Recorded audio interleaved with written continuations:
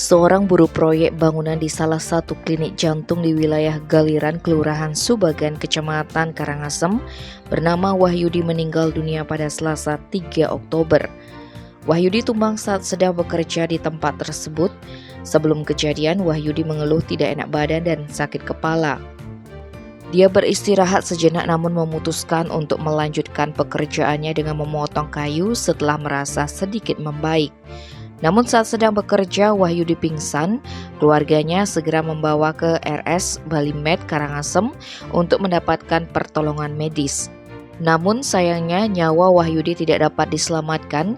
Kanit Reskrim Polsek Karangasem Ibtu Ide Bagus Putra Manuabe mengkonfirmasi kejadian ini pada Rabu 4 Oktober. Dalam pemeriksaan luar terhadap korban, tidak ditemukan tanda-tanda kekerasan. Menurut Ibtu Ide Bagus Putra Manuabe, Wahyudi tiba-tiba ambruk dan pingsan saat sedang memotong kayu dalam posisi jongkok. Korban segera dilarikan ke rumah sakit tetapi upaya penyelamatan tidak berhasil. Kepolisian telah berkomunikasi dengan keluarga mendiang Wahyudi. Keluarga tersebut telah mengikhlaskan kepergian Wahyudi dan menolak untuk melakukan otopsi. Diduga Wahyudi meninggal karena serangan jantung. Jenazahnya telah dibawa pulang ke rumah duka. Tim Bali Express melaporkan.